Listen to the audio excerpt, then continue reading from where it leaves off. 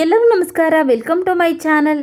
ಇವತ್ತಿನ ವಿಡಿಯೋದಲ್ಲಿ ಕೇವಲ 10 ನಿಮಿಷದಲ್ಲಿ ಯಾವುದೇ ಮಸಾಲೆ ರುಬ್ಬದೇನೆ ಟೇಸ್ಟಿಯಾಗಿರುವಂತಹ ಟೊಮೆಟೊ ರೈಸ್ ಬಾತ್ ಯಾವ ರೀತಿ ಮಾಡೋದು ಅಂತ ತಿಳಿಸ್ಕೊಡ್ತಾ ಇದ್ದೀನಿ.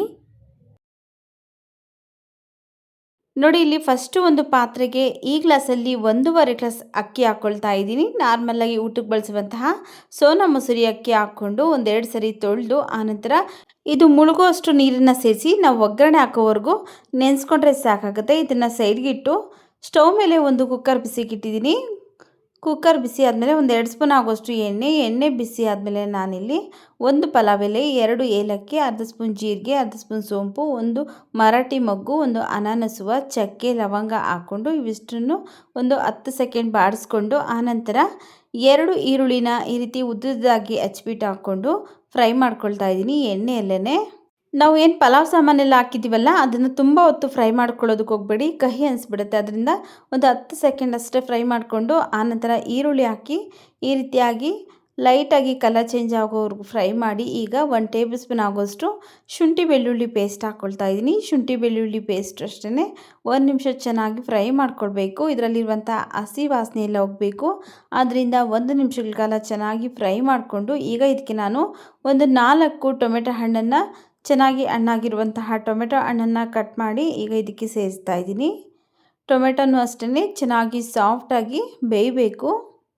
ಬೆಳಗಿನ ತಿಂಡಿಗೆ ಮತ್ತು ಮಧ್ಯಾಹ್ನದ ಲಂಚ್ ಬಾಕ್ಸ್ಗೆ ಎರಡಕ್ಕೂ ಸಹ ಸೂಪರಾಗಿರುತ್ತೆ ಈ ಟೊಮೆಟೊ ಬಾತು. ನೋಡಿ, ಟೊಮೆಟೊನೆಲ್ಲ ಈ ರೀತಿಯಾಗಿ ಚೆನ್ನಾಗಿ ಸಾಫ್ಟಾಗಿ ಬೇಯೋವರೆಗೂ ಬೇಯಿಸ್ಕೊಂಡು ಒಂದು ಅರ್ಧ ಕಪ್ ಆಗೋಷ್ಟು ಒಣಗಿರುವಂತಹ ಬಟಾಣಿನ ನೆನೆಸ್ಬಿಟ್ಟು ಈಗ ಇದಕ್ಕೆ ಸೇರಿಸ್ತೀನಿ. ಆನಂತರ ಸ್ವಲ್ಪ ಕೊತ್ತಂಬರಿ ಸೊಪ್ಪು, ಸ್ವಲ್ಪ ಪುದೀನ ಸೊಪ್ಪು ಎರಡನ್ನೂ ಸಹ ಚೆನ್ನಾಗಿ ತೊಳೆದು ಈ ರೀತಿ ಕಟ್ ಮಾಡಿ ಇದಕ್ಕೆ ಸೇರಿಸಿ ಚೆನ್ನಾಗಿ ಮಿಕ್ಸ್ ಮಾಡ್ಕೊಳ್ತಾ ಇದ್ದೀನಿ.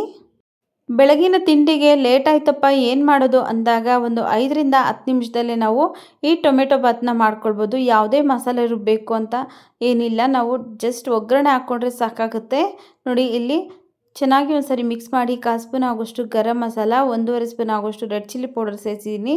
ಹಾಗೆಯೇ ಒಂದು 1/4 ಸ್ಪೂನ್ ಆಗೋಷ್ಟು ಅರಿಶಿನ ಪುಡಿ, 1 ಸ್ಪೂನ್ ಧನಿಯಾ ಪೌಡರ್, ನೋಡಿಕೊಂಡು ನಿಮ್ಮ ಖಾರಕ್ಕೆ ಎಷ್ಟು ಬೇಕಷ್ಟು ನೀವು ರೆಡ್ ಚಿಲ್ಲಿ ಪೌಡರ್ನ ಸೇರಿಸ್ಕೊಳ್ಳಿ. ಸೇರಿಸಿ ಚೆನ್ನಾಗಿ ಮಿಕ್ಸ್ ಮಾಡ್ಕೊಳ್ಬೇಕು.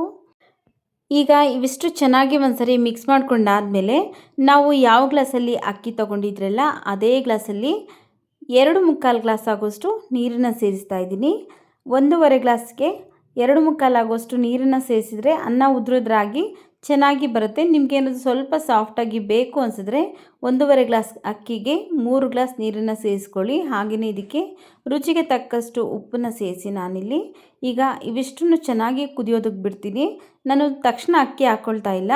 ಈ ರೀತಿ ಕುದಿಯೋ ಟೈಮಲ್ಲಿ ನಾವು ಅಕ್ಕಿನ ಸೇರಿಸೋದ್ರಿಂದ ಅನ್ನ ಉದುರುದ್ರಾಗಿ ಚೆನ್ನಾಗಿರುತ್ತೆ. ಹಾಗೆಯೇ ತಳಭಾಗಕ್ಕೂ ಸಹ ಹಿಡಿಯೋದಿಲ್ಲ. ಉಪ್ಪು ಖಾರ ಎಲ್ಲ ಸಹ ಪರ್ಫೆಕ್ಟಾಗಿ ಹಿಡಿಯುತ್ತೆ. ಆದ್ದರಿಂದ ನಾನಿಲ್ಲಿ ಕುದಿಯೋ ಟೈಮಲ್ಲಿ ಫಸ್ಟನ್ನೇ ನೆನೆಸ್ಕೊಂಡಿದ್ರಲ್ಲ ಆ ಅಕ್ಕಿನ ಈಗ ಇದಕ್ಕೆ ಸೇರಿಸಿ ಚೆನ್ನಾಗಿ ಮಿಕ್ಸ್ ಮಾಡ್ಕೊಳ್ತಾ ಇದ್ದೀನಿ. ನಾನಿಲ್ಲಿ ಅಕ್ಕಿ ಹಾಕಿದ ತಕ್ಷಣ ಕುಕ್ಕರ್ ಲಿಡ್ನ ಕ್ಲೋಸ್ ಮಾಡ್ತಾ ಇಲ್ಲ, ಮತ್ತೆ ಒಂದು ಕುದಿ ಚೆನ್ನಾಗಿ ಕುದಿಸ್ಕೊಳ್ಬೇಕು. ಈಗ ಇದಕ್ಕೆ ನಾನು ಒಂದು 2 ಸ್ಪೂನ್ ಆಗೋಷ್ಟು ಹಸಿ ಕಾಯಿ ತುರಿನ ತುರಿದ್ಬಿಟ್ಟು ಹಾಕ್ಕೊಳ್ತಾ ಇದ್ದೀನಿ. ಕಾಯಿ ತುರಿ ಆಪ್ಷನಲ್, ಬೇಕು ಅಂದರೆ ಹಾಕ್ಕೊಳ್ಳಿ ಅಥವಾ ಬೇಡ ಅಂದರೆ ಸ್ಕಿಪ್ ಮಾಡ್ಕೊಳ್ಬೋದು. ಕಾಯಿ ತುರಿ ಹಾಕ್ಕೊಂಡಿಲ್ಲ ಅಂದ್ರೂ ಚೆನ್ನಾಗಿರುತ್ತೆ. ನೋಡಿ, ಇಲ್ಲಿ ಕಾಯಿ ತುರಿ ಹಾಕ್ಕೊಂಡಾದ್ಮೇಲೆ ಮತ್ತೆ ಒಂದು ಸರಿ ಕುದಿಸ್ಕೊಳ್ತಾ ಇದ್ದೀನಿ. ನೋಡಿ, ಈಗ ಚೆನ್ನಾಗಿ ಕುದೀತಾ ಇದೆ. ಈ ಟೈಮಲ್ಲಿ ಒಂದು ಸರಿ ಮಿಕ್ಸ್ ಮಾಡಿಕೊಂಡು ಈಗ ಕುಕ್ಕರ್ ಲಿಡ್ನ ಕ್ಲೋಸ್ ಮಾಡಿ 2 ವಿಷಿಲ್ ಕೂಗಿಸ್ಕೊಳ್ಬೇಕು. ಈಗ ಕುಕ್ಕರ್ ಲಿಡ್ನ ಕ್ಲೋಸ್ ಮಾಡಿ 2 ವಿಷಿಲ್ ಕೂಗಿಸ್ಕೊಳ್ತಾ ಇದ್ದೀನಿ. 2 ವಿಷಿಲ್ ಬಂದು ಇದ್ರ ಪ್ರೆಷರೆಲ್ಲ ಹೋದ್ಮೇಲೆ ಕುಕ್ಕರ್ ಕ್ಯಾಪ್ ಓಪನ್ ಮಾಡ್ತಾ ಇದ್ದೀನಿ. ನೋಡಿ, ಈಗ ಪರ್ಫೆಕ್ಟಾಗಿ ಟೊಮೆಟೊ ಬಾತ್ ರೆಡಿ ಆಗಿದೆ. ನೋಡಿ, ಎಷ್ಟೊಂದು ಉದುರುದ್ರಾಗಿದೆ. ಹಾಗೆಯೇ ತಳಭಾಗಕ್ಕೂ ಸಹ ಒಂದು ಸ್ವಲ್ಪನೂ ಅಂಟ್ಕೊಂಡಿಲ್ಲ. ಮೇಲ್ಗಡೆ ಮಸಾಲೆನೂ ಸಹ ಬಂದು ಕೂತಿಲ್ಲ. ಪರ್ಫೆಕ್ಟಾಗಿ ಒಳಗಡೆ ಎಲ್ಲ ಉಪ್ಪು ಖಾರ ಎಲ್ಲ ಸಹ ಇಟ್ಕೊಂಡಿದೆ. ಹಾಗೆ ನಿಮಗೆ ತೋರಿಸ್ತೀನಿ ನೋಡಿ, ತಳಭಾಗಕ್ಕೂ ಸಹ ಒಂದು ಸ್ವಲ್ಪ ಅನ್ನ ಅನ್ನೋದು ಅಂಟ್ಕೊಳ್ಳೋದಿಲ್ಲ.